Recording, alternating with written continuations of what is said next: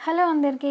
సాంబార్ అంటే చాలా పెద్ద ప్రాసెస్ అనుకుంటారు. కానీ ఇన్‌స్టెంట్‌గా సాంబార్ పౌడర్ అనేది చేసుకున్నామంటే ఈజీగా సాంబార్ అనేది మనం ఇడ్లీలోకి, అలాగే రైస్‌లోకి ఎప్పుడు కావాలంటే అప్పుడు చేసుకోవచ్చు. ఫస్ట్ పాన్ వేడైన తర్వాత 1 కప్పు కందిపప్పు, హాఫ్ కప్పు పెసరపప్పు, 1 స్పూన్ బియ్యం వేసుకొని మంచిగా ఫ్రై చేసుకున్న తర్వాత అవి పక్కకు తీసుకొని మినపప్పు, ఎండుమిర్చి, ఆవాలు, జీలకర్ర, మెంతులు, ధనియాలు, కరివేపాకు, చింతపండు కూడా వేసి అవి మంచిగా ఫ్రై చేసుకొని ఇంగ్రీడియెంట్స్ అన్నీ చల్లారిన తర్వాత మంచిగా మిక్సీ పట్టుకొని చల్లార్చుకోవాలి. చల్లార్చుకున్న తర్వాత ఇది ఒక ఎయిర్‌టైట్ కంటైనర్ బాక్స్‌లో వేసుకున్నామంటే ఒక 6 మంత్స్ వరకు అయితే ఫ్రిడ్జ్‌లో ఉంటుంది. బయట అయితే 3 మంత్స్ వరకు ఉంటుంది. ఎప్పుడు కావాలంటే అప్పుడు మనం సాంబార్ అనేది చేసుకోవచ్చు.